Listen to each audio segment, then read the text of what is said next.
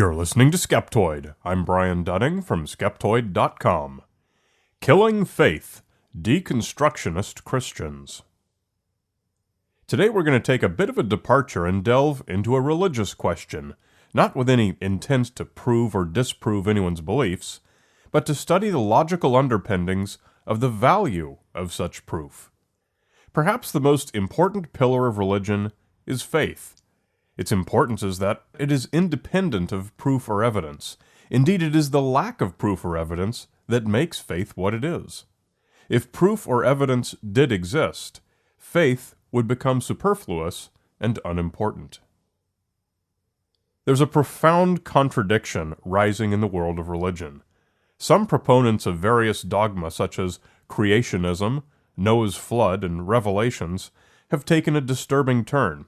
They've taken to performing scientific research in an effort to prove their religious belief, thus directly attacking their religion's central pillar, faith. In this episode, we're going to consider the value of this.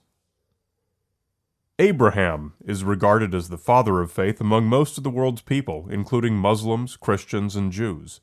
He earned this title through demonstrating the mightiest act of all, being willing to sacrifice his own son, Isaac, indeed with the dagger poised above his head ready to fall.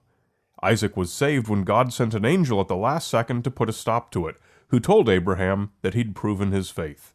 It was an act that very few among us could have duplicated. I certainly wouldn't have done it. For this reason, Abraham is exalted, and rightly according to the religious tenets. His was truly an act of great faith. Consider this question. If Abraham had known that God would intervene at the last second to spare Isaac, would his act have been as heroic? Theological tradition tells us no, it would not have. The reason the Abraham story is important is that it's the supreme demonstration of faith. Abraham raised his dagger, fully intending to kill his beloved Isaac, all for his faith in God. He felt every ounce of the unimaginable anguish. Could you have brought the dagger down and plunged it into your own child? Achieving this level of faith is the essential goal of all Christians, and for that matter, it is for Muslims and Jews as well. Faith must be the absolute pillar of religion. Now let's turn the clock forward a few thousand years and see where the faithful are today. Surprisingly, I see a lot of them doing the equivalent of asking questions before raising the dagger. Questions like, can you please prove to me that the angel is going to intervene? Can you show me the scientific evidence that proves intelligent design? Can we find some natural explanation proving it was possible for Moses to part the Red Sea? The Associates for Biblical Research, abr.christiananswers.net, publishes a quarterly PDF document called Bible and Spade. It's all about archaeological projects throughout the Middle East that they say supports the biblical record. The current issue offers evidence from Egypt on the location of the Exodus crossing of the Red Sea.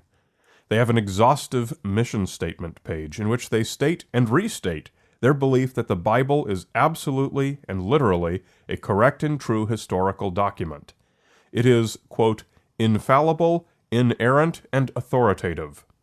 Their purpose also includes edifying the Christian church by encouraging a deeper knowledge of, greater appreciation for, and stronger faith in the Bible through knowledge and correct interpretation of the findings from archaeology and science. In short, they're all about proving the Bible is true through archaeology. Yet they call this encouraging stronger faith in the Bible. Encouraging faith through proof. They want to leave us no room for doubt. Well, maybe my dictionary is out of date, but faith and proof are oil and water. Faith needs no proof, and in the presence of proof, faith becomes irrelevant. Faith means to believe without proof. Indeed, it means to believe in spite of evidence to the contrary. Where is the heroic faith in believing in something that's proven right before your eyes? That's hardly a demonstration worthy of Abraham. To seek to marginalize the element of faith by showing supporting evidence is to seek to undermine the whole basis of the religion. We see the same thing happening in any of the numerous groups seeking to find Noah's Ark on Mount Ararat in Turkey. On some of their websites, you'll find tremendous amounts of information about how a wooden ark could have survived thousands of years, how it could get so high on the mountain where there's not enough water on the planet to do it, exactly where it's located in the satellite photographs, exactly how 2 of every animal could fit on one ark, what its dimensions are, and where and how it was built, and so forth. But nowhere did I find an explanation of why it's important that it be found. To my way of thinking, even if you're of the mindset that Noah's flood was simply a literal account of an incident, and not a meaningful allegory, then allowing it to be found, thus proving the story, would be more likely to be on Satan's agenda than on God's. Why would God want to marginalize faith? I can think of every reason why Satan would want to do this, but not God. Is proving the Bible really doing the work of God? If faith is to have any relevance, there must be room for doubt. Without doubt, there's no faith. Without faith, there's no religion. The ability to doubt is essential to religion. Abraham's faith did not need the crutch of supporting scientific evidence that God is real, nor would he have made such an impression upon God if he'd had such. I challenge those who are true believers to stick with their faith, and to hold their faith to be, if I may borrow the terms, infallible, inerrant, and authoritative. Or if you want to use what science tells us instead, then consider that you're no longer keeping your faith in the infallibility of Scripture. You can't do both.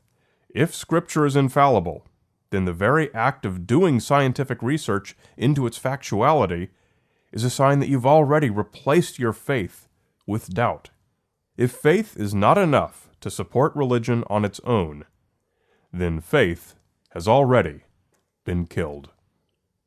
You're listening to Skeptoid, a listener-supported program. I'm Brian Dunning from Skeptoid.com.